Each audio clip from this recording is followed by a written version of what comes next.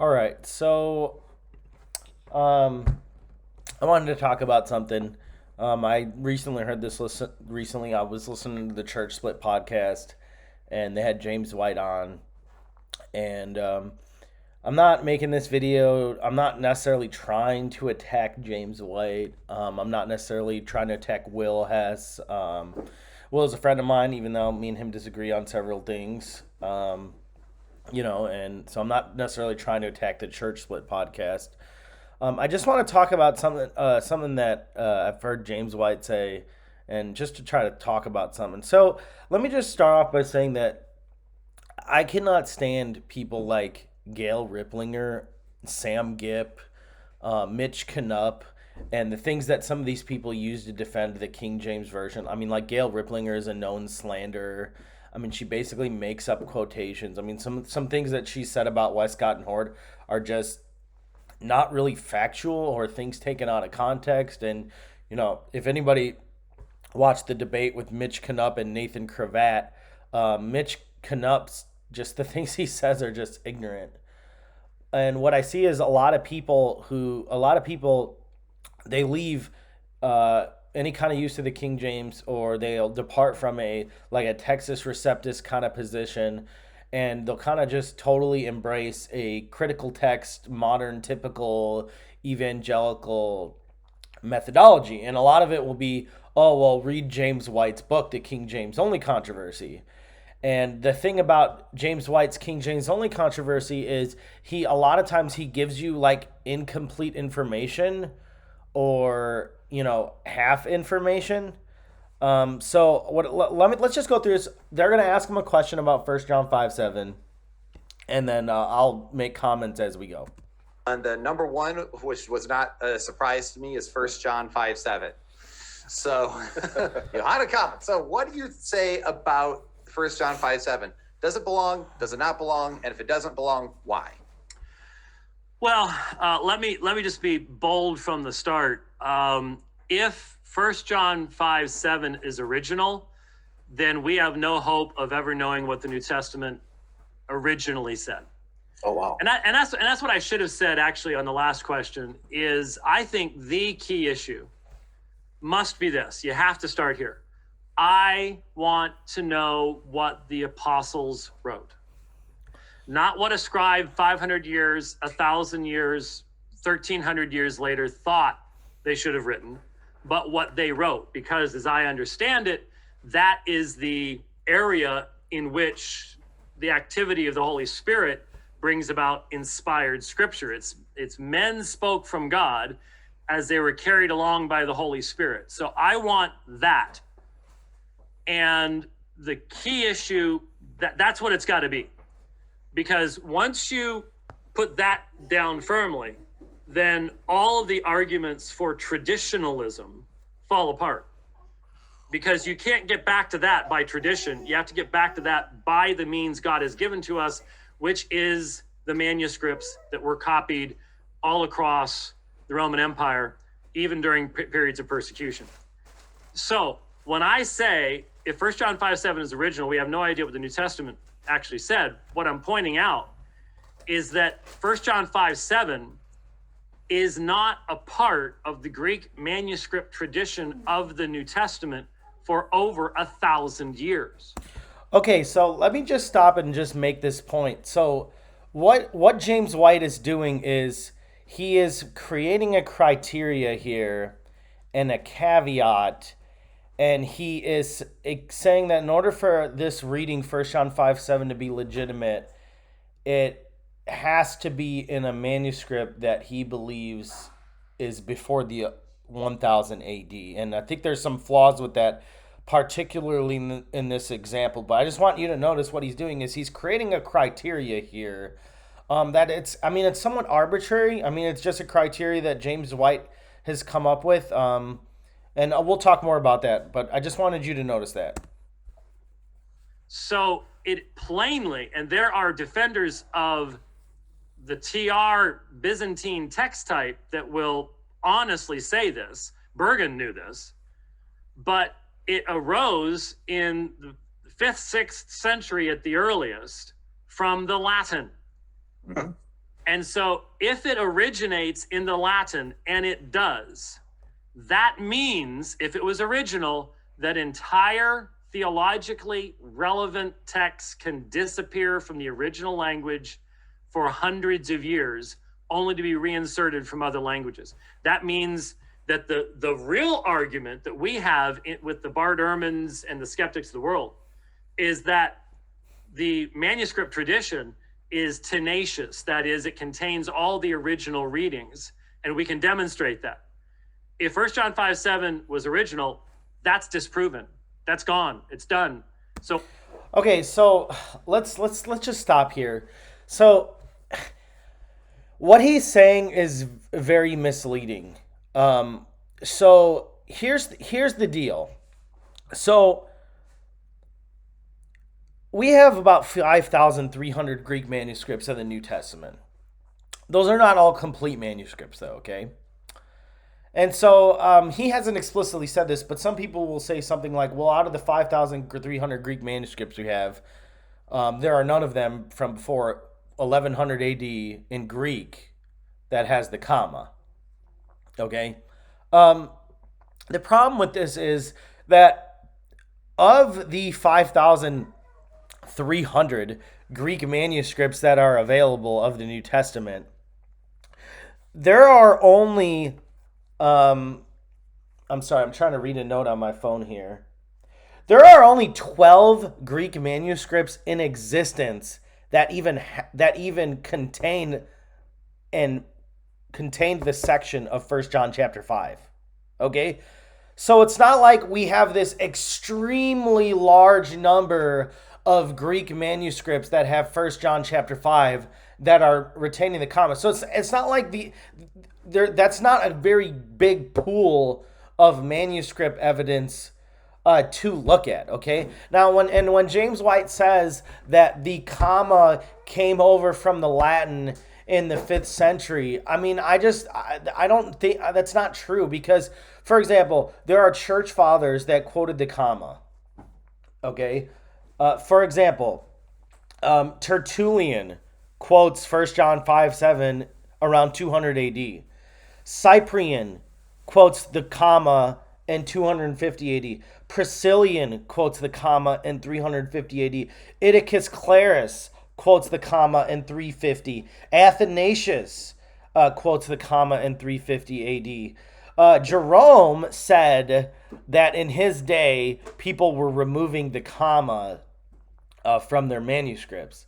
And there are other church fathers that people claim quoted 1 John 5:7. I looked at the quotations and to me, they didn't seem, it kind of seemed iffy on if they were actually quoting the comma. So I didn't include them, okay? So you have church fathers from long before this period of 1000 AD that quote the comma. And yes, there's Latin manuscripts that quote the comma, but James White doesn't know, and we don't know for sure if there was a Greek manuscript that was old that maybe that's where the Latin originally got it from, and we just don't have those. We just don't have manuscripts from before 1100 AD that has the comma, because manuscripts are destroyed, manuscripts decay, and again, there's only 12 manuscripts in Greek from before 1000 AD that even contain the section of 1 John chapter 5. It's not like we have hundreds of manuscripts from before 1000 AD that have. And okay, why does God have to preserve, why does it have to be a Greek manuscript from before 1000 AD? And that's really funny because there's a verse in 2 Peter, I believe it's 2 Peter chapter 3 verse 10. There's a reading in the Nestle-Aland text that has zero Greek manuscript evidence at all, and it only has its evidence from ancient translations. So if James White wants to criticize the TR or the King James because it has 1 John 5:7 and he's saying there's no Greek manuscript evidence from before 1000 AD, well, that reading in the Nestle-Aland, I hope he also criticizes that, okay? not only that, I mean, and it's not just Latin. The comma, comma Johannium is found in Old Latin manuscripts. It is found in Syriac. It's found in Armenian manuscripts. It's found in Georgian and Slavonic, and the dates of those, I believe the dates of all those that I just mentioned are before 1000 AD. John Wesley wrote his commentary in the 1600s, and I'm sure they had a lot more manuscripts, at least some available that we don't today. But like John Wesley said, more manuscripts had the comma in his day than didn't. John Gill, in his commentary, he wrote I believe his commentary was 16th, 17th century. John Gill wrote that Robert Stephanus had 9 Greek manuscripts out of 16 that had the comma. Today, there are 11 late Greek manuscripts that have the comma. And, of course, Gill also claimed that Old Latin manuscripts have it. So when you only have a pool of 12 manuscripts in Greek from before 1000 that even contain the section of 1 John chapter 5, that is not the biggest pool necessarily to draw from. We have ancient church fathers from 2nd, 3rd, 4th century who appear to be quoting the comma. We have Old Latin manuscripts, and James White himself admits there's at least Old Latin in the 5th century. Where did did a scribe really just come up with that?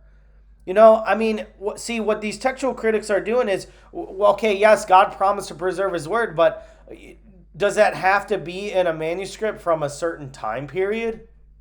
Manuscripts wear out. I mean, in order to make this statement, he's created this special criteria. Oh, it has to be in a Greek manuscript from before 1000 AD. And we're going to ignore all the ancient translations. We're going to ignore quotations by the church fathers. We're going to ignore Latin manuscripts. And we're going to ignore any printed Greek editions like Stephanus and Beza. And people can say Erasmus added it for whatever. I'm not going to get into that argument. On top of that, there's other internal evidence for the comma. For example, Greek scholars like Matthew Henry, Edward Hills, a guy named Polanyi, they all claim that the grammar here is really poor without the comma. So it's just, you got to understand that it's really not a complete picture. Dude's like, well, yeah, it's missing from the Greek. There's no old Greek manuscripts before 1000 AD. Tell the whole story that there's only 12 manuscripts in Greek that even have 1 John chapter 5. That's a different picture. Now, I don't know how many Latin manuscripts are out there. I don't have a count of it, okay? Or all these ancient translation manuscripts, So that kind of helps to put in the bigger picture. Like it's crazy for James White to say, oh, well, there's no way that 1 John 5:7 is gone and it's disappeared from the record. Well, no, I mean, we don't know what manuscripts that have been lost and what manuscripts have been destroyed, and whether or not James White wants to admit it, the comma has been preserved in Greek. Yes, maybe they're older manuscripts and they don't fit in this magical golden criteria that James White has come up with. And that's what a lot of times textual critics and people who promote the critical text do, is they act like the things they say are like scientific law and fact. For example, I was listening to Michael Brown. Michael Brown has a lot of good things to say, and he called it the science of textual criticism. And he would say things like, and I think even James White might say something in this podcast at some point.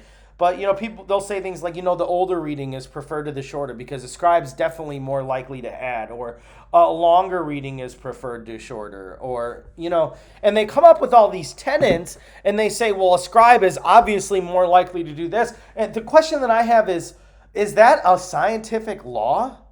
Has there been some scientific study that's been done where they've gotten 50 participants to copy certain large segments of text, and have they been able to scientifically evaluate? And is there's some study that we can look at where it's been proven that somebody who is copying something is more likely to add something? So textual critics, they'll say all these things and they present them as if they're fact. It's like talking to somebody who believes in evolution. Evolutionists, the theory of evolution, macroevolution, Darwinism, species changing a species. You can't test that, and you can't observe that. And I question calling it the science of textual criticism, and they refer to some of these principles and these things as if they're laws. And you'll hear, I heard Michael Brown, they talk about them like they're so confident, like, well, yeah, it's always the case that a scribe's more likely to add than to take away. They don't know that. They do not know that. Okay? Okay, so anyway, let's go ahead and... well, let me just say that in comparing the way that James White and I think a lot of people talk about readings in the King James or in the TR that they don't like is it's a theory. They present their theories over and over again as a fact. And when they have their talking points, they give you misleading information. They give you half-truths. They don't necessarily tell you about the problems, issues, or difficulties. Like, why does James White not... At least he could be like, well, yeah, I probably lean towards the comma not being genuine because, there's not any old Greek manuscripts before 1000 AD. But, by the way, I mean, there's only 12 Greek manuscripts that are earlier than 1000 AD that have chapter 5 of 1 John to begin with. So we don't have that big of a pool of evidence, but they don't do that. They just act like, well, this is an obvious error. I mean, it's undisputable. It's irrefutable. And it's not being honest. It's not giving all the information. And James White, I've seen him do stuff like this commonly. And that's why I don't personally, I mean, you got to be careful. I mean, I'm sure he has some good information in his book, the King James only controversy. But a lot of people, we need to be careful because people swing away from the Ruckmanism and the Riplingerism, and people come from that background of Sam Gipp and all that, and they hear those guys say outrageous, outlandish things, and then they hear somebody like James White points out some of these things, and then some people it's like they blindly talk to James White. So like Will, if you watch this, I don't know if he will or not, I like Will, but I feel like for the things that I've heard Will say, I feel like all Will Hess, no offense to you, but I feel like a lot of what somebody like Will Hess does is he just repeats some of these talking points by James White. And I probably agree with a lot of things that he says. There's a lot of things that King James onlyists say that really are not factually accurate. So I would concede, but I just think we need to be careful, So we'll go through watches. I'll make more comments and we'll see how it goes. Other texts have been inserted at some point in time. We just haven't discovered it from the other languages. What other texts have been lost? We don't know. So clearly, the Comma Johanneum came from the Latin. It was okay. See how it's not clear that the Johannine Comma came from Latin. That is not clear that the reading totally originated from Latin. James White doesn't know that. He's assuming that. We don't know if there were Greek manuscripts during that time that had the comma. And there are church fathers that quoted it from 200, 300, okay? Part of the Greek. The first two editions that Erasmus... He said it was never part of the Greek. Again, he doesn't know that.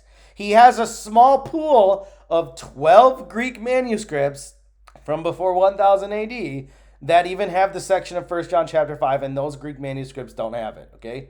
Doesn't have this enormous pool to draw on, okay? Starting in 1516, did not contain it. He was attacked for not having it. And Codex Montfortianus was written around 1520 with it inserted, though not in the same form that it's in the Textus Receptus today, specifically to put pressure on Erasmus to insert it, which he did in his third edition of the Greek New Testament. I'll just pause here. It's debatable. It is debatable if Erasmus was really pressured to insert the comma. That's a very debatable point. It's far from indisputable. Okay. And by the way, let me just say that there are people, for example, like James Snap. James Snap is not a King James onlyist. He's not a TR advocate, okay? And he's a guy out there, he's a I don't know, I guess you could call him a textual critic. And he frequently points out things that James White says that are half truths or half information. Like you're going to see later, if you were to watch this whole podcast, you would see later where James White is addressing what he believes is a myth that King James onlyists say that, well, Codex Sinaiticus was found in a waste paper basket, and James Snap went through the different accounts, and like James Snap asserted, for example, that the reason why the second or third time, I don't remember what it was, that Tischendorf went back to the monastery and why they had a manuscript wrapped up was because they realized that from the first time Tischendorf was there, that what they had was valuable. Honestly, that I don't even know why I'm getting into that. That's not I don't even use the talking point. That Sinaiticus was found in a waste paper basket. To be honest, to me it's irrelevant. A scribe could have a good manuscript and not know it. So I don't even know why I brought it up.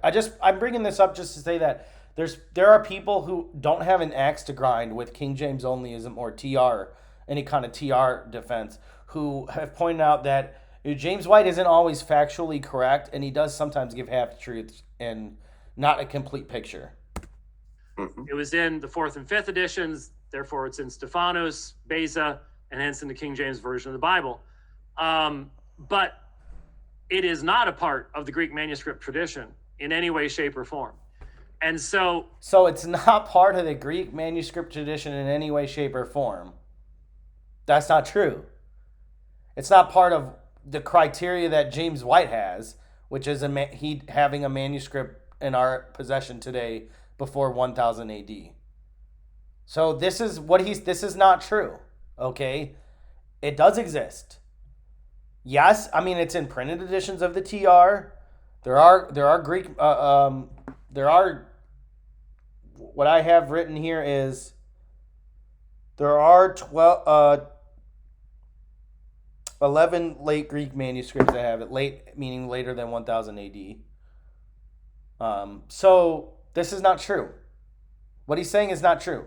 Again, remember how he has this criteria that he defined, and because it doesn't fit into that little box that he came up with, he's saying, well, this reading's not genuine. As if in order for God to have preserved that reading and for it to still be genuine, in 2020, we have to have a Greek manuscript that's from a certain time period in order for that reading to be genuine. You can digitize codexes now, so we probably won't lose a lot of manuscript evidence, but if we didn't have the option to digitize stuff, you fast forward 2,000 years, eventually you're not going to have older manuscripts, and all you're going to have are late manuscripts. So this idea that in order for it to be preserved, we have to only look at the Greek and only look at it from before 1100 AD, again, he's putting a box, and he's operating from this little box that he's set up. To the argumentation, and here's the next thing. The argumentation that you have to use to try to substantiate it means that you have to argue one way for that text and then a completely different way for every other text in the Textus Receptus that doesn't have major variants. And then for the other verses that are clear errors in the Textus Receptus, Ephesians 3:9, Romans 16:5, et cetera, you have to use another form of argumentation for each one of those. So you can't have one form of argumentation. You can't. Now, again, there's a reading in the Nesso-Allen text that has 0 Greek manuscript support. And I mean 0. And only has ancient translations. So James White, maybe he feels differently on that particular variant, but I've frequently seen critical text people use similar type of methodology to condemn the King James and then flip-flop on it when it's convenient for them. I guarantee you there are readings in the Nesso-Allen text. Okay, I guess I can't do it, but I would not be surprised if there were readings in the Nesso-Allen text that didn't have early Greek manuscript support. And maybe they incorporate a reading from like a Latin Vulgate or some late manuscript or some other ancient translation. I guess I don't know that for sure, so I shouldn't say it, but there are times where critical text advocates argue against the King James, and some of the things they use would apply to their own text. This is a perfect example. the 2 Peter 3:10. In fact, there's a guy who did a video on 2 Peter 3:10. I'll link that in the description. Consistency. You have to have one standard here, one hit standard, one standard. You have to have all sorts of different standards. And back, I mentioned the debate with Shabir Ali. I coined a phrase that has become rather widely used, specifically for that debate. Inconsistency is the sign of a failed argument. Again, I would say, well, does that apply to the Nestle Allen in 2 Peter chapter 3, verse 10, if I have it correctly? Oh, I like that. And so for King James onlyism, the inconsistency of all the forms of argumentation that you have to use, different ones for different texts, is a sign of a failed argument. And so the Comma Johanneum was not written by John, and if it was, we would have no way of knowing one way or the other, and hence the only way around. Yeah, the only way. See, again, it's a criteria because he's already decided that the way for us to know if it's a reading is genuine is it has to be in an older Greek manuscript. We're gonna ignore Latin. We're gonna ignore, ancient translations. We're gonna ignore quotations from church fathers because I'm James White. And I've already created this criteria, and it doesn't fit into this little criteria in this little box, and so therefore it's not genuine. I question his methodology here. Is to do what the radical, re-inspired King James onlyists do, and say, which I also don't believe in that. Okay, I do not believe that King James was inspired. So I'll just say that. Doesn't matter. God re-inspired the Bible between 1604 and 1611 anyways. Yeah, and I don't agree with that. And I think that's heretical, quite frankly. So, which is a complete capitulation to any doctrine of providential preservation at all. If he had to re-inspire it in the... I guess the question that I would have is, why does, in order for the Bible to be providentially preserved, does it have... When there's only 12 old Greek manuscripts even in existence from before 1000 AD that has 1 John chapter 5 in the section of I believe 6 through 8 has that little section. So actually it might not be 13 with chapter 5, but it's I'm sorry, let me get my numbers here again straight. There are 12 Greek manuscripts from before the 10th century that have this section of 1 John chapter 5, 6 through 8. So if you want to know if the comma was original, that's the section that you would need. Okay, so it's not like we have this big enormous pool again, and so he's putting James White in some ways here is actually being like King James onlyists and Ruckmanites, because he is saying that this is the way God has to preserve His word. Even though God didn't explicitly say He would only preserve His word through older Greek manuscripts up to 2020. Okay, that's not what God said. Just like God did not say explicitly in His word that He would preserve His word through a particular English translation in 1611. Okay, and so James White is very similar to this extreme King James onlyism that believes that that somehow they read into the promises of preservation like as if God specifically said, I will preserve my word in the King James Version. Of the 17th century, then obviously it had been lost. Mm-hmm. And so he did not. So those guys, I don't know why they... Yes, it had been lost, even though it was in Latin. And we don't know what Greek manuscripts it was in. And even though it's still in Greek manuscripts today. So technically, there's still Greek manuscripts today with the comma. And James White, and we don't know for sure that there weren't Greek manuscripts from before 1100 AD that had the comma. We don't know that for sure. The church fathers quoted it from the 2nd and 3rd century. Might mean something. Even though it exists in Latin and we don't explicitly have a Greek manuscript, it could be that the Latin originally came from a Greek manuscript. Quote Psalm 12, which has nothing to do with what they're making the application of anyways, but I don't know why they quote it, because they don't believe it. All right, anyway, I'm going to stop right there because I think I proved my point, but I just wanted to point it out that there's some incomplete information that's being presented here. I happen to believe that First John chapter 5 and the Comma Johannium, I happen to believe that it's genuine, based on the evidence that I have just listed. So I just say that, I guess, as a warning that, I guess, I don't know. There's three sides to every story. There's the one side, the opposing side, and then there's the truth, I guess. So Gail Ripplinger, Sam Gipp, Mitch Canup, there's a lot of people out there saying dumb stuff, defending the King James Version. A lot of dumb stuff. But this James White is not like the manuscript Pope either. Okay? So I believe First John chapter 5 verse 7 in the comma. I believe that it's there.